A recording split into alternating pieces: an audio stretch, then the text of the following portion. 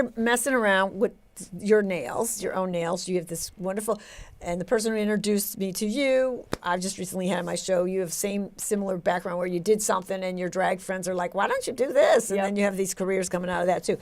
Now, how, I'm just going to hold them up. It's too much to talk about. Do it. How do you come up with, like, I mean, I know you had yours done. You got the Japanese art of whatever. You saw the airbrush. But do you have certain special techniques? Do you have certain kinds of things you use, like type of polish or type of spray, types of techniques or things that you've developed? I mean, you don't have to give them all away, but how did you find out what works best for you? And how do you work? So these are all hand done or hand spray. Like, I mean, and you got a lot of synchronicity going on here. So, and it's tiny. So, and does that take you to another part of yourself, unlike opera where you have to go out? So like this, you got to come in like this, but then the end result is big. I mean, you know. Well, it's funny you think this is tiny because these are so much bigger than my kind of nails. Well, would be bigger than my natural nails for sure. And I was doing, this kind of art on my natural nails as well.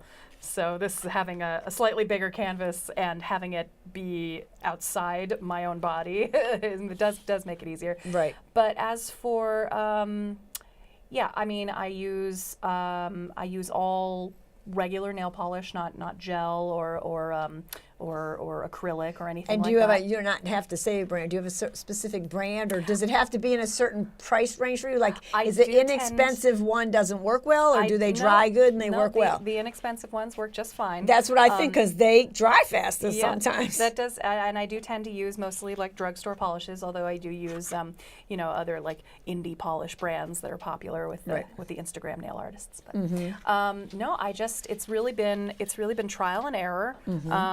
Figuring out what. So you have collections. What works best? Oh these are the blood drip nails, very popular, very good for Halloween. Yeah, I can turn them upside down too. It's nice to show them both directions. Yeah. And then we showed this, and we got a nice orange one. These are fun. These are some extreme flames there that I made for some sort of goth drag queens that I like very much, the Boulet brothers. And then do you go, like, on the nights they do it, and do you put them on for them, or do they handle themselves? No, or they how handle do themselves. Okay. So I really, and it's funny you ask how is it different from opera, in the sense that opera, I send it out into the world and it's a big thing. These are hard. You could hurt somebody with these Yes, bad you boys. could. These Yes, you are could. really like a fishing hook line. I mean, they're really tight.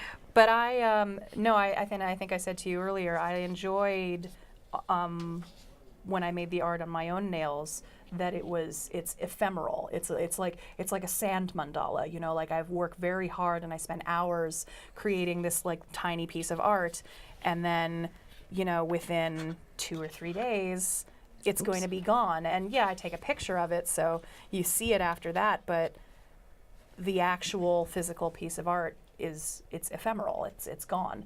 And music is like that, Right, you because sing it in that moment. It exists in that moment, and then it's gone, except for the impact that it's made on the listener and on the performer. It's like it's a communion that we share, and so.